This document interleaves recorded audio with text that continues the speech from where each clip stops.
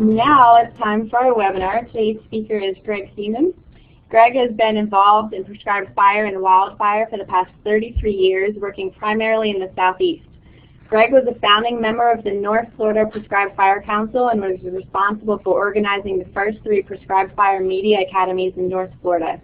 In 2005, he received the North Florida Prescribed Fire Council Chairman's Award for his work with the council promoting prescribed fire.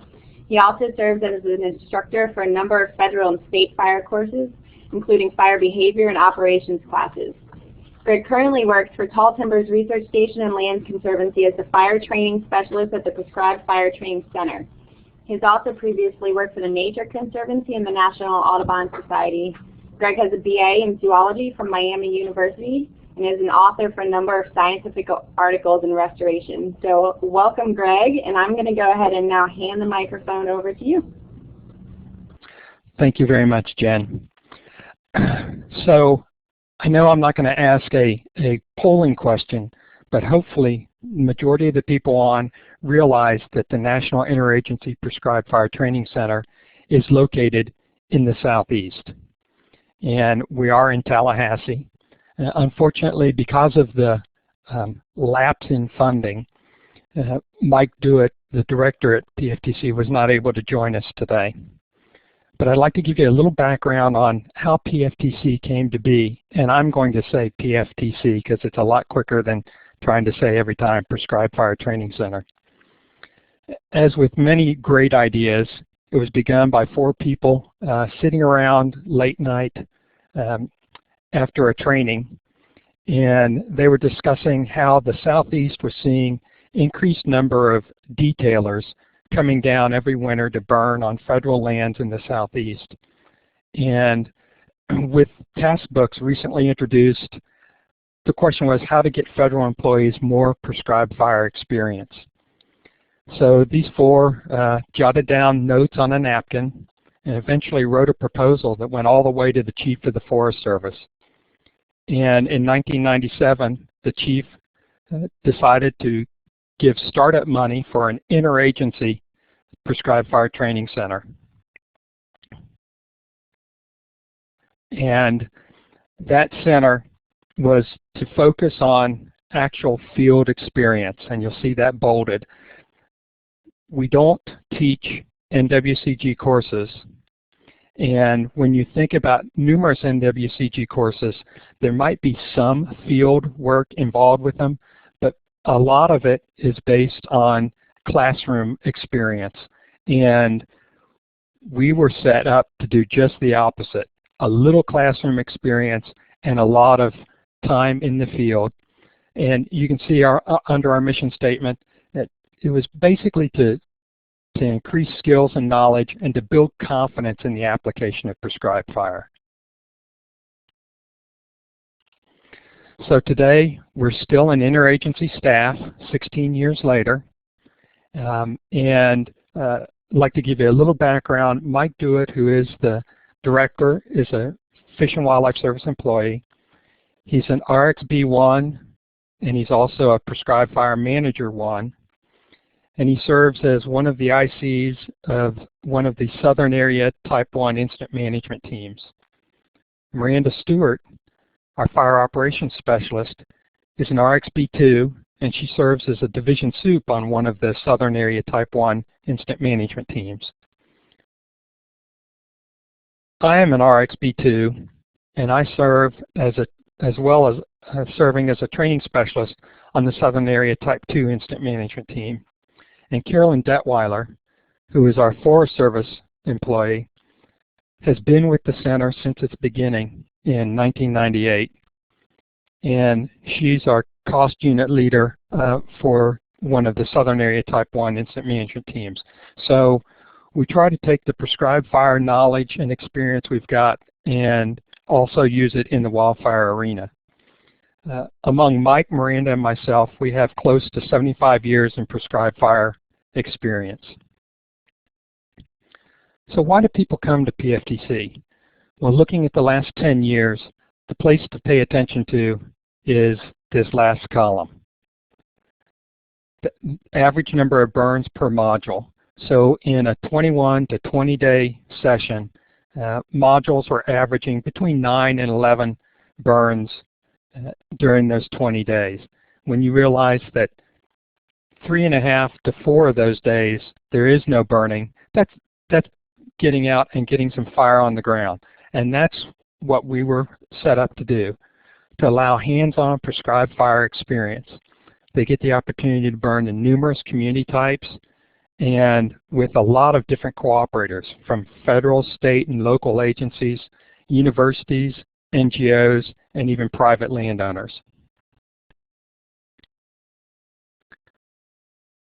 So here's who's attended our sessions and our workshops. And I'll talk about workshops a little later. Since 1998, we've hosted almost 1,800 students, participants, attendees, whatever word you like to use. You'll see that all 5 federal land management agencies are listed up here. And by far, the largest number of attendees have come from the U.S. Forest Service. That's not surprising when you realize that the majority of our funding for the center comes from the U.S. Forest Service. So who are the participants? Well, 70% of them come from west of the Mississippi River.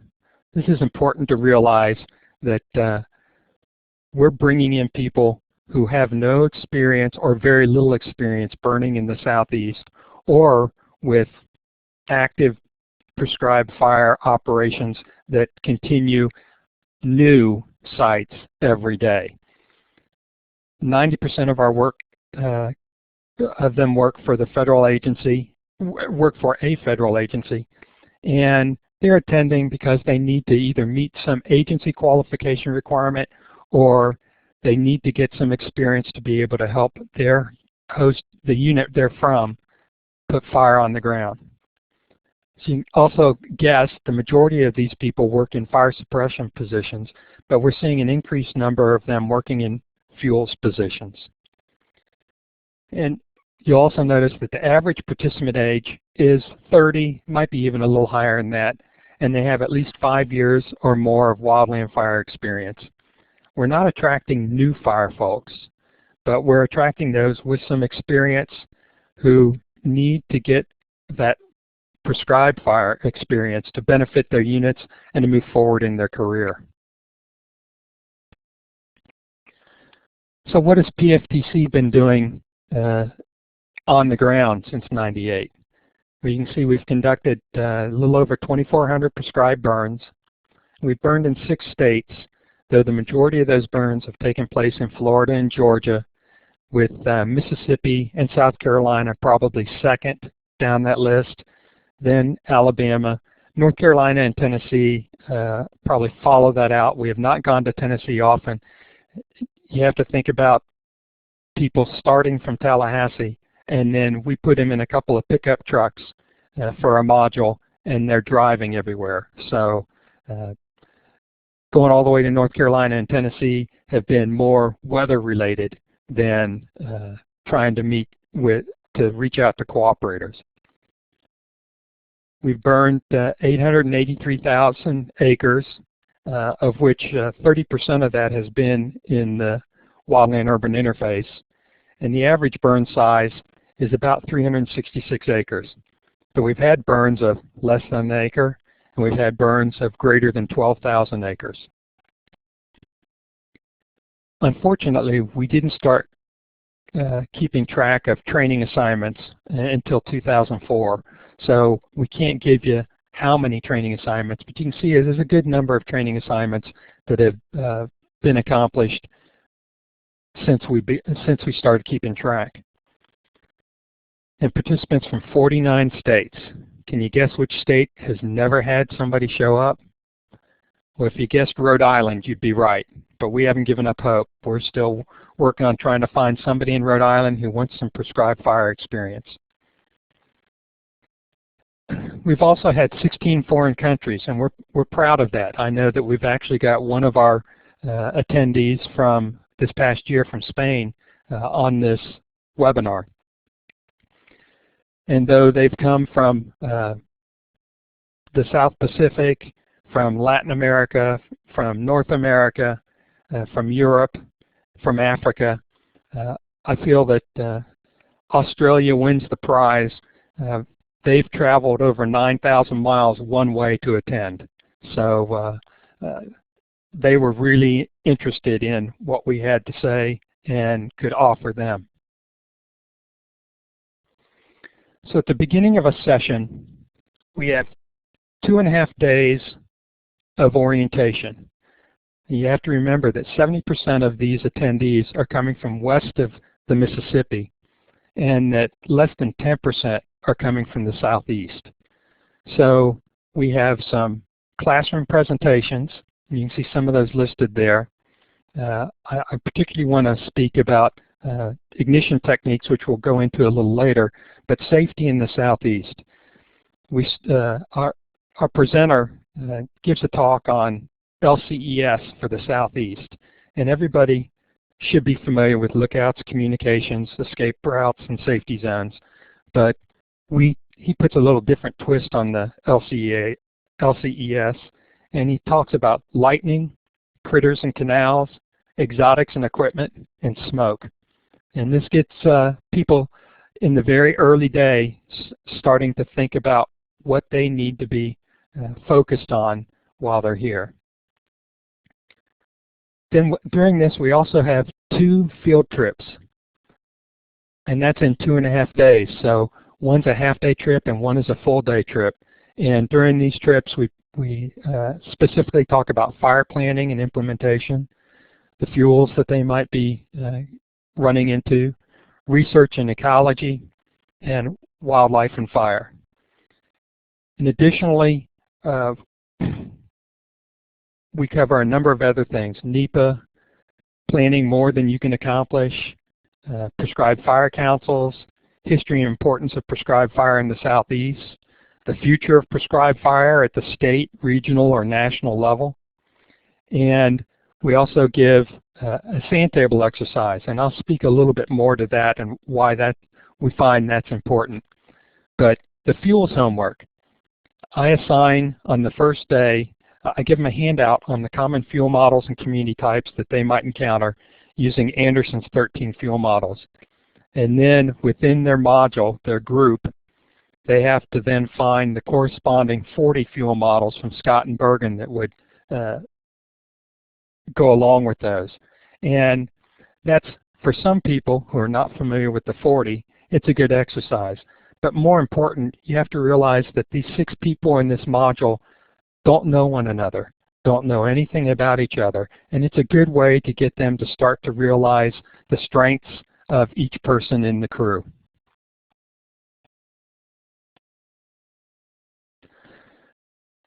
So we talk a little bit, as I said, about the history of Southern fire.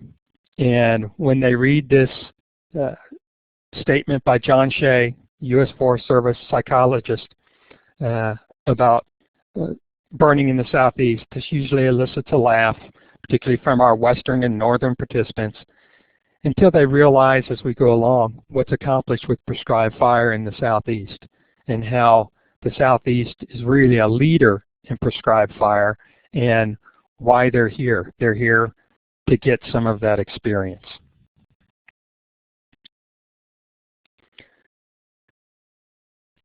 We hear from many of our participants that they couldn't do this where they live. You know, fire works great in the southeast, but it would never work where they are.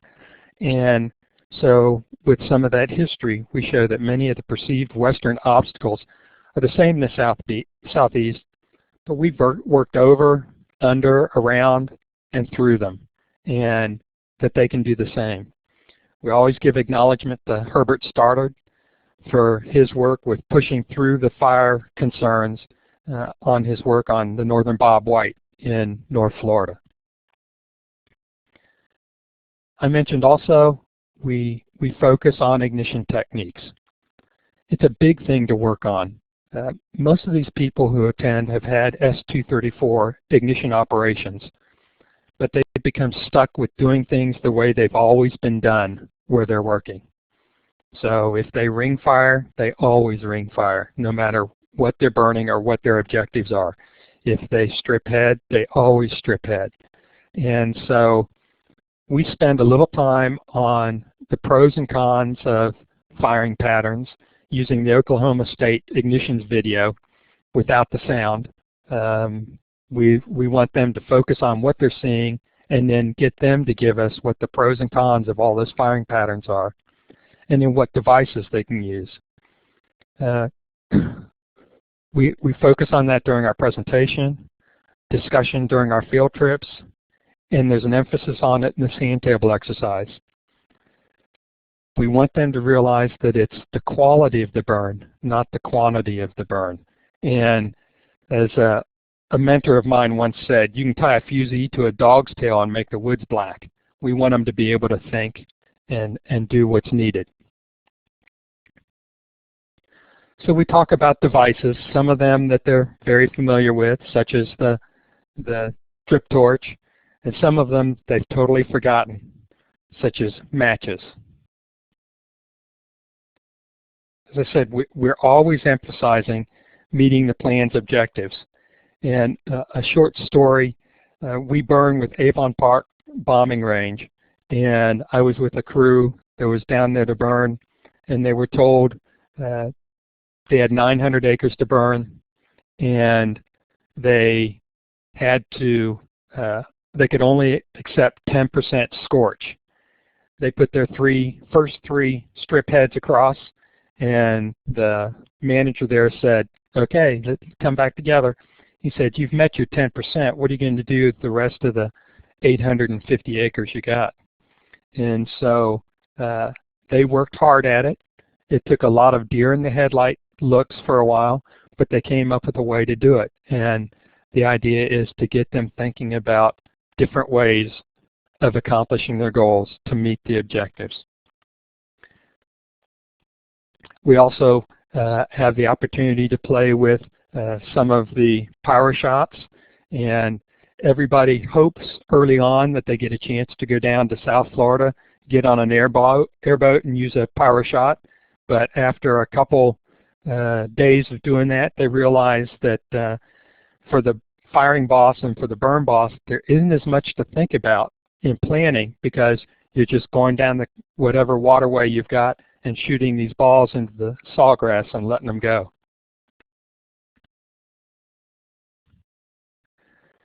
And then, of course, we have the Very pistols and the hand-thrown flares, chubbies, that they sort of laugh at, particularly thinking, well, it's flat, what do you need this for?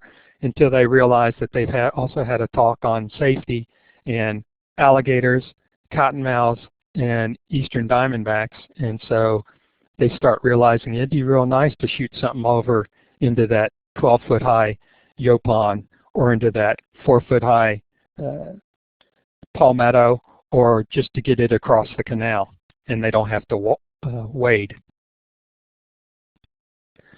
We do have some that come that are looking for experience or requalification with a PSD machine. So with some of our federal cooperators, we do have the opportunity for them to use a helicopter and get up and actually run the burn from on high. The other thing that we really have an emphasis on is monitoring. And you can see that there's an agency policies that says all federal agencies require at a minimum the monitoring they must do. And this is particularly addressed to the burn bosses and the fire effects monitors. And quite often, weather observations are taken. You get a little bit of fire behavior observations, not really much smoke observation, very little assessment of whether the treatment objectives have been met, and often no post-burn report with a map. So we're really pushing that they document on-site weather, that they're ensuring that the variables are measured and documented, that they're monitoring and documenting smoke emissions, and that's not necessarily how much carbon monoxide is being produced, but what's happening with the smoke, and document the results of the burn and evaluating whether all those things are ensuring objectives are met. And we do that through a couple of booklets that we've put together. We developed these, taking some from somebody else and kind of developing them ourselves. And we have one for the burn boss on the left, and the one on the right is for the fire effects monitor. And they're Word docs that we send home with them so they can adapt them for their home unit. But we've gotten a lot of good use out of this. And what's nice about it is when they're done, they can hand it to the cooperator they're burning for. And there's all the information that the cooperator would need to document what happened on the burn.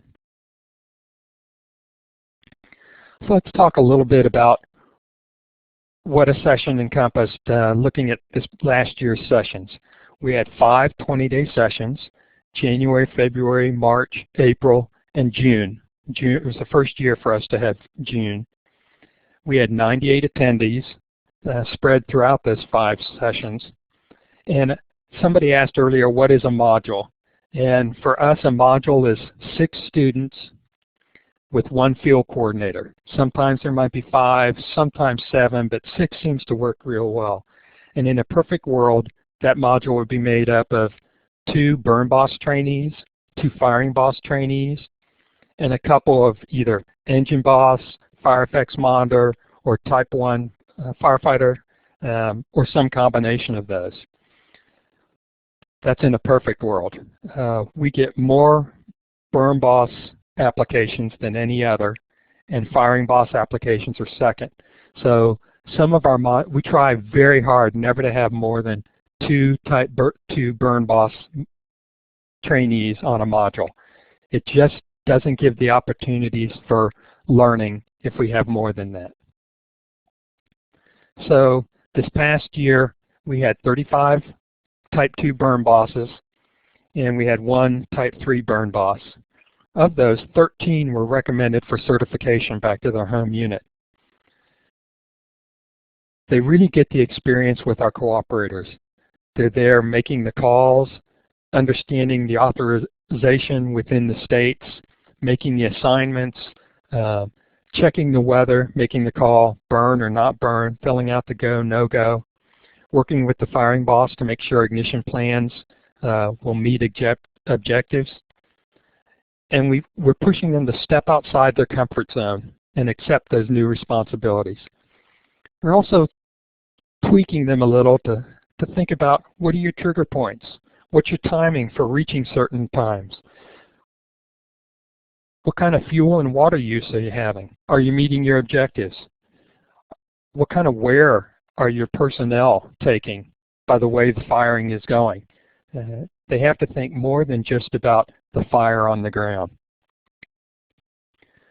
This year we had 45 firing boss trainees, and you'll notice that they got quite a few more assignments than the burn boss.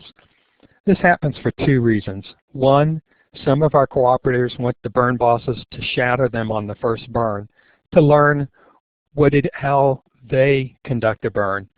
But often it's because we'll use 2 firing bosses on 1 burn.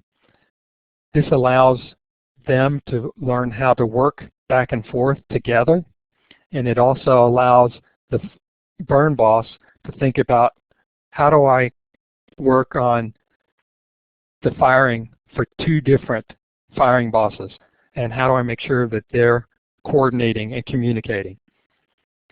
So the firing boss has to create ignition plans and implement it, and they work with the burn boss and the FEMO to adjust patterns based on the results.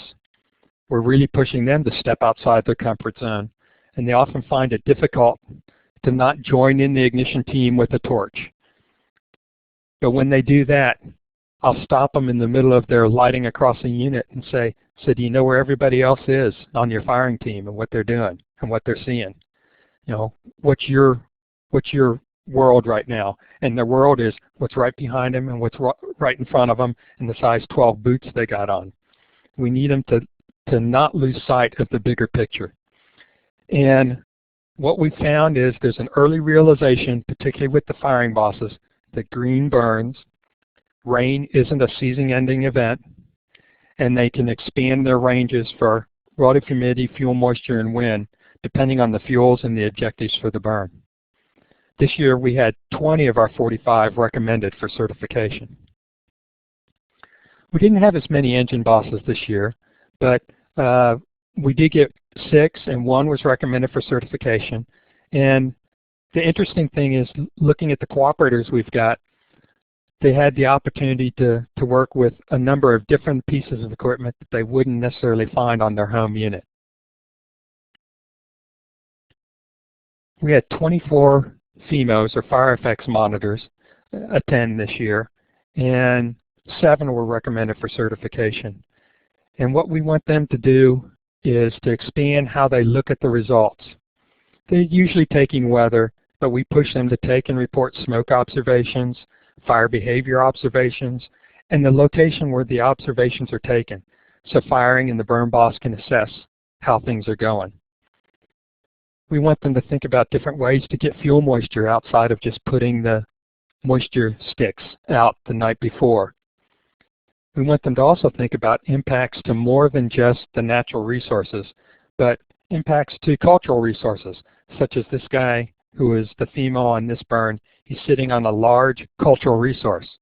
Anybody know that that's a sawdust pile, and that was protected on the site. This year, we were really fortunate. We got 4 military vets off of a BLM crew who were working on their FFT-1, their firefighter type 1, and 1 was recommended for certification. But the bigger thing was to see some newer people being exposed to how prescribed fire could work, and that experience at PFTC really paid off in a huge way this summer, as they led large burnout operations on 3 wildfire complexes in Oregon and were praised for their ability to conduct successful operations while limiting damage to the resource. One stated he could not have accomplished this summer's missions without the experience he gained with PFTC. We also have worked with the University of Florida, and we're so grateful to have had that relationship develop to offer participants 3 upper division credits from the University of Florida at a cost of $210 per credit hour. Part of the requirement is for students to write a scientific paper on their experience during the session, which must include discussion of the history of prescribed fire, burn plan writing and monitoring of fire effects, as well as 2 subject areas of their choosing. And we've seen the number of participants drop in this as there's been less of a push to become Series 401 qualified within the federal system, but we still have people who are interested in getting the credits. So what did we accomplish operationally? Well, with those 5 sessions and those 98 attendees, we were able to burn a little over 70,000 acres, of which over 35% of that was in the wildland-urban interface with 172 burns. We did burn this year only in Florida, Georgia, and South Carolina, and you can see that 88% of the acreage burned occurred on federal property. Well, that makes sense because they are the largest contiguous owners of property that can be burned in the southeast. But 73% of the number of burns occurred on non-federal property. And this year we burned at 33 different sites, and we burned with the Forest Service, Fish and Wildlife Service, National Park Service, Department of Defense, Florida Forest Service, Florida Department of Environmental Protection, Georgia Forestry Commission, Northwest Florida Water Management District, University of Florida, and the Department of Energy. We also run a couple of workshops, and I said I'd finally get to the workshops. Unfortunately, our 2013 workshop had to be canceled due to the federal lapse in funding. But our 2011 workshop, we had 19 participants, which represented a wealth of of experience by the attendees coming in. These are mostly non-fire folks that work on sites with active prescribed fire programs or in sites that are in need of prescribed fire programs. And the objectives for this workshop are to identify the difference between fire effects between prescribed and wildfire, to expose them to resource management programs that successfully conduct burn programs with an interdisciplinary approach, and to address fire as a way to utilize it for resource benefit. We get them on a burn, and in particular that burn is to show different firing techniques to achieve objectives.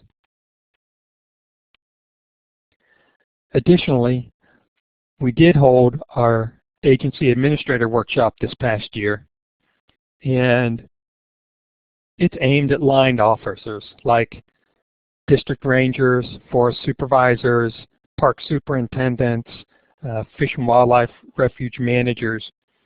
And the completion serves as a training to approve prescribed burn plans for the Forest Service and to develop and maintain a fire management plan for a site for the Fish and Wildlife Service.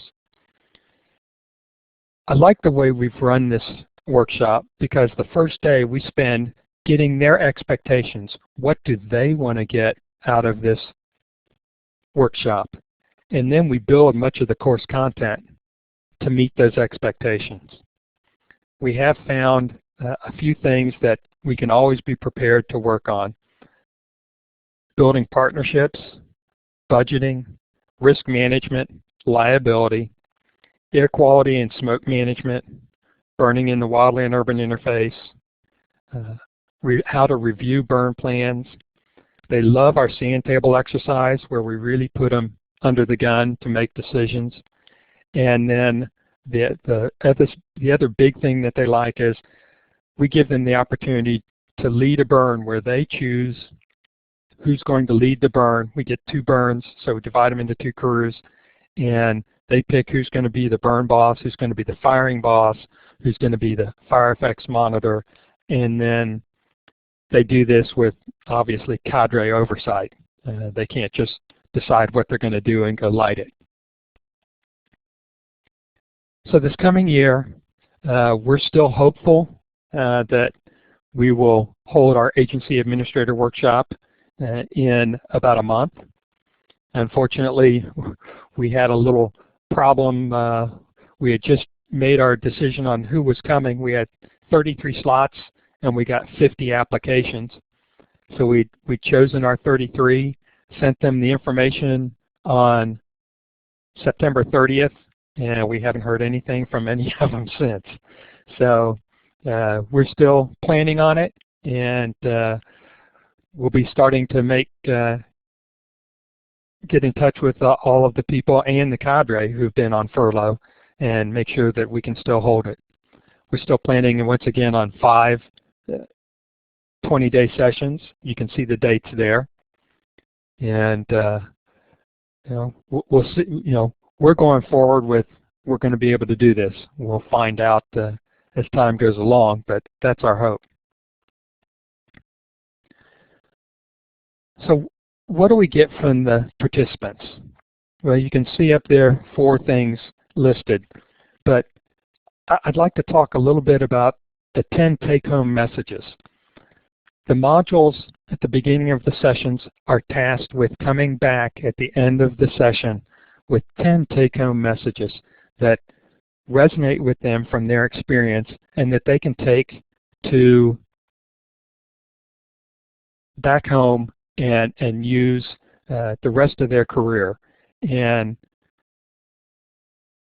some of those are things that they picked up from the Southeast, and some of them are things they picked up just from working with the people they're with and with the cooperators.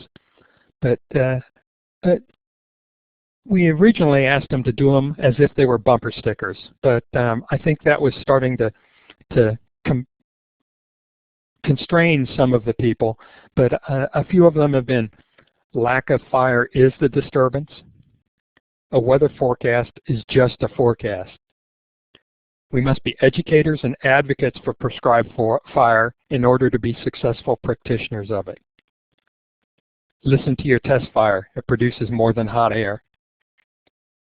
Flexibility is too rigid. You must be fluid. Being outside the comfort zone is a great way to learn. Topography is relative in the South. Slope doesn't have to make you breathe hard to affect fire behavior. You have to have defined objectives to burn effectively and efficiently. Fire is an ecological imperative. Strive for quality, not quantity. And this one I really like. Be clear on what you don't want to have happen. If you'd like to see some of the videos that our crews put together, you can go to that YouTube site, and we post. That's our channel, and we post the videos that are acceptable to post, and we challenge the modules that whichever module comes up with what the staff feels is the best video will get some sort of prize at our closeout dinner. And there have been some really exceptional videos put together, and there have been some that will never see the light of day ever again. We also asked them to take module photos, and all those photos are then collected. I will make CDs or DVDs for everybody on their crew of all their modules, but we get a copy of them. So many of the pictures you've seen as we've been going through are not pictures that staff have taken, they're pictures that participants have taken. And then our session quotes, and actually I misnamed that. I should say these are participant quotes, because I'm going to give you a few from our agency administrator workshop and our resource specialist workshop as well. Our agency administrator workshop, a few of them, absolutely one of the best courses I have taken in 22 years with the Forest Service. If you didn't learn something from this course, you were not engaged. The hands-on is what sets this training apart, a week well spent for this line officer. My expectations were far surpassed. They even addressed expectations I didn't know I had. From our resource specialist workshop, I have been reminded once again how invaluable networking and exchange of ideas with other agency personnel, other disciplines, and peer groups can be. I would highly recommend this workshop for any biologist who has prescribed fire in their area. And in the sessions, the similarities of the southeast and ponderosa pine stands. I will take the burning techniques I learned in longleaf wiregrass back to my home unit. I really liked that one. PFTC gave me the confidence and courage to be creative when implementing fuels reduction projects. This course has been one of the best learning experiences in my life. PFTC gave us the one-on-one attention and time that can't be spared at a home unit.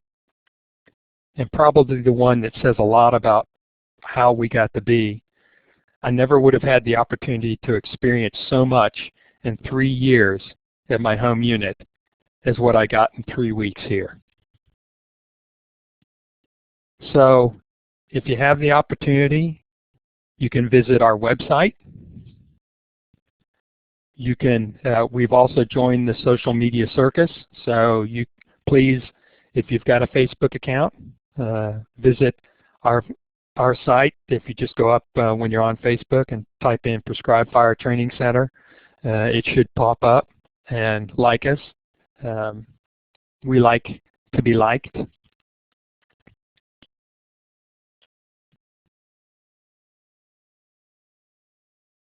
But this is our motto, where every day is a burn day.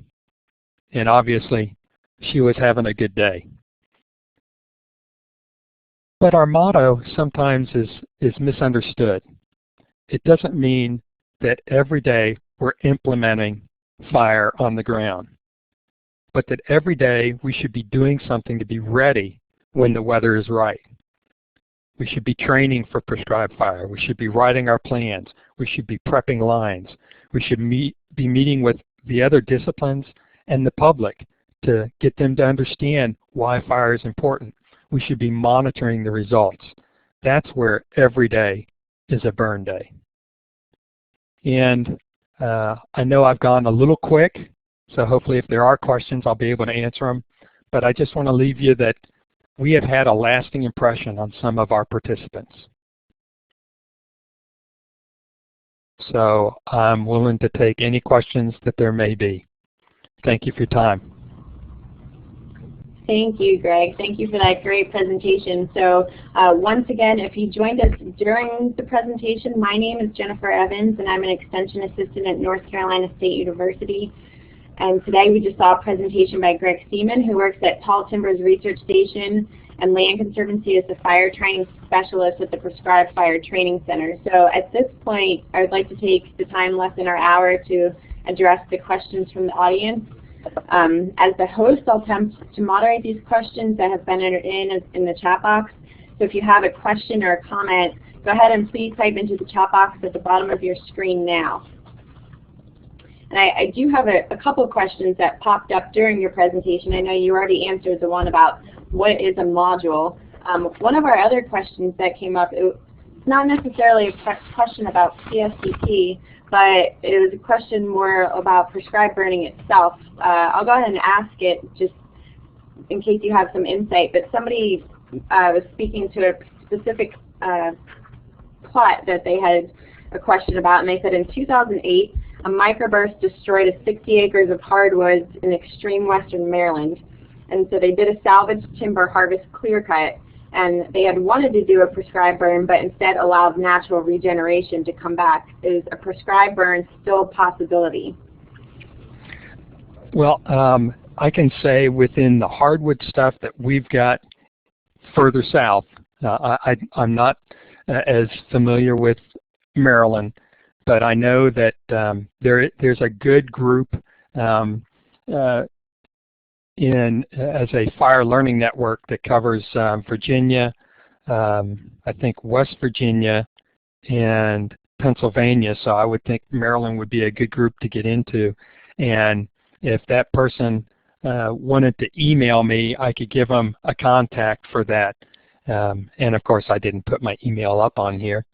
But if there's been some good work, I know, in the Appalachians with fire, particularly on hardwoods, and they've seen a lot of regrowth from that.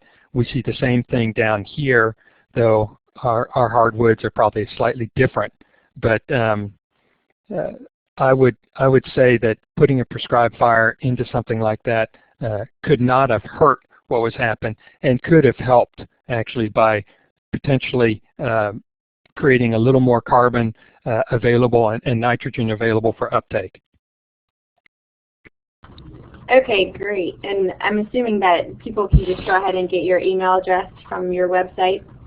They can, but if people are ready, it's G-S-E-A-M-O-N, and you can see my name up there. So G Seamon at TTRS, as in Tango, Tango, Romeo, Sierra, .org. Okay, and I just entered that into the chat box for everybody. Okay, great. So our next question was, do you teach Behave for flame length and spread rate as a planning tool? Because we don't actually teach it, and I have some problems with Behave. I don't want to get into a philosophical discussion.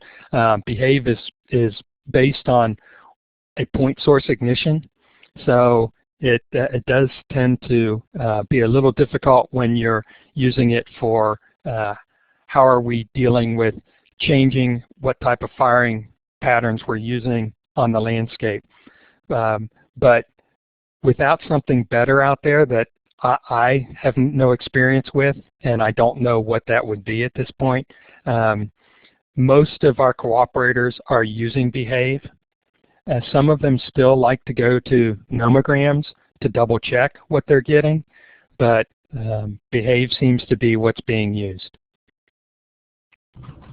Okay, great. Our next question was, where do I go to sign up for a session?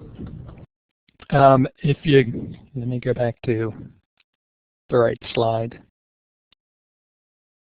I think it's this one. Our website, if you go to that website, which was closed until today during the furlough, but if you go to that and on it there will be a site that says training opportunities. Click on that and you'll see the different workshops and the sessions, and attached to each of those are the applications. For somebody to attend PFTC, if they're not, well, even if they are a federal, a state, a local agency, a private individual, an NGO, university student, they have to be sponsored by somebody. Even our international people who come must be sponsored by somebody. Has to say this person has the ability to participate in prescribed fires. For federal people, they have to have a red card. Not all states require a type of red card, but not all do. So we have to get something from their supervisor or whoever's saying they should be able to come. So on the application, there is a signature line for a supervisor, or if you're a student, it would have to be somebody who's sponsoring you to come. There is no tuition to come to PFTC. So you aren't paying us for anything. But you do have to come prepared to pay for your own room and board. And room and board could be staying at a bunkhouse with some cooperators, or it may be staying in hotels. We do require that people pair up so that it helps cut the costs for them and for us, because depending upon who you work for, how from the federal standpoint, how the money is taken care of. But anybody can sign up, and we've had private individuals, university students. We had a university student from North Dakota State this year in 2013. So find somebody who will sponsor you, and you can come. Great, thank you for clarifying that. You actually, I think you saw our next question, so you've actually already answered that one. So I'm going to go ahead on to our next question, which is, what will take the place of Appendix B when it's out of publication?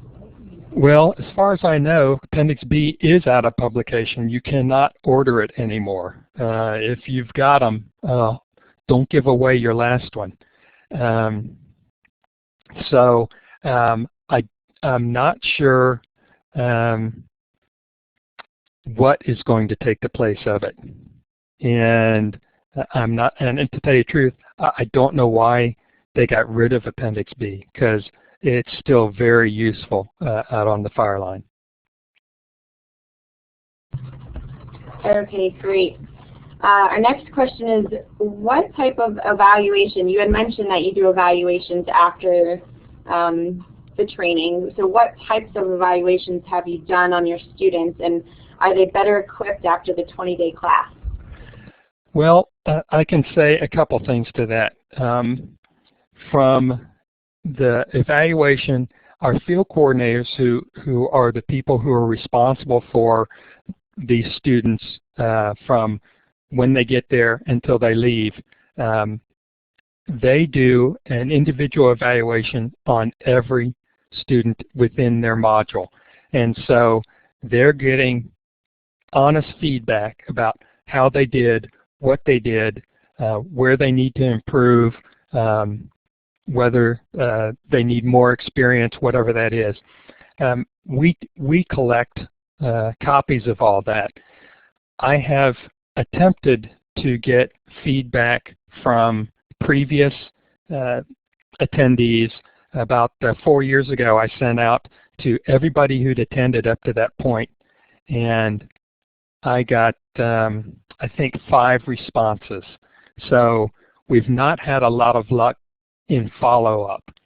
I've had better luck with some of our workshop follow-up than I've had with attendees. But that's not to say, I did see the name of somebody on here who had attended one before, and they did give me some good feedback. So we would love to contact them, but we just haven't gotten the best information back.